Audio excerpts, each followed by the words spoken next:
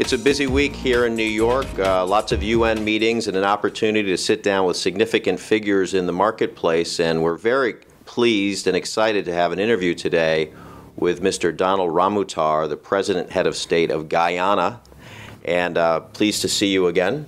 Thank you. Thanks. So President Ramutar, you've been head of state for 2 years in Guyana. You're a trained economist, and you've got a rich background in public service. I think the first question I have for you is, for so many of our watchers of this video, our audience in general, Guyana is, as you can imagine, not that well known. So maybe you could share a little bit of understanding about your economic state and sort of the way that, how to do business with your country. Yeah. Well, as you rightly said, some people sometimes say that Guyana is one of the best kept secrets.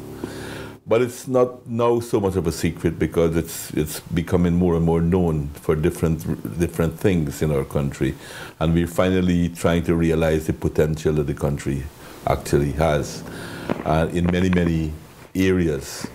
Right now, I think we are one of the few countries in the region that has had a positive growth, economic growth over the last 7 years. We have been growing at approximately 4.55% per annum. And that's despite the fact that we had to be confronting this big financial and economic crisis in Europe and North America, where we do most of our trading with. So for us, it was a difficult period, but we managed to keep growing in that period of time, that difficult period of time from 2007, 2008, right through to today. So economically, I think the country is doing very well, fairly well at the moment in the international environment in which we operate in, and we are broadening the base of our economy much more. In the past, it was an economy that was really dependent on three products: bauxite, sugar, and rice. And when any one of them got into trouble, the whole economy was in trouble. Not any longer. Right now we have a much bigger base in our economy. Tourism is growing. As I speak, there is a huge ship in Guyana, a National Geographic ship, going into, because Guyana has still maintained most of the forest intact, part of the Amazon. We have huge nature tourism product.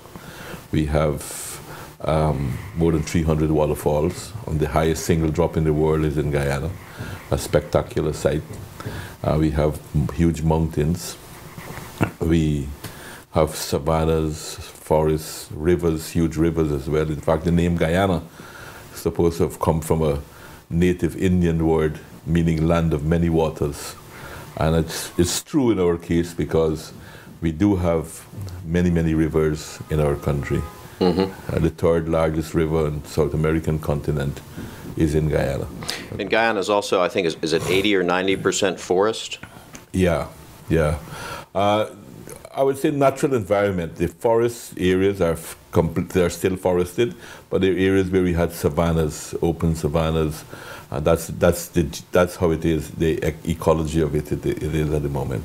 Yeah. So it's often been said that this business of BPO call centers is really, at the end of the day, a people business. So if you could describe for us what you think the characteristics are of the Guyana people in terms of some outstanding characteristics.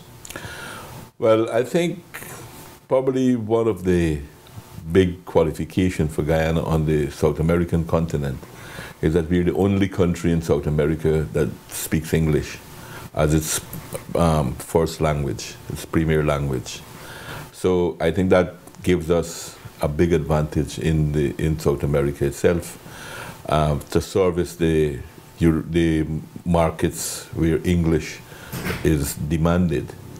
We have a very good English background. Secondly, we have a very good educational system.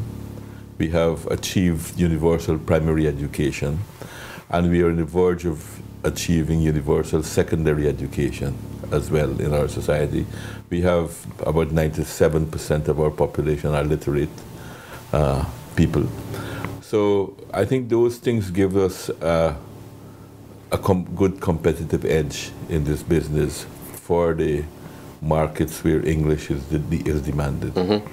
So as the president, are there specific objectives you hope to reach, or specific goals you hope to reach in the remainder of your term?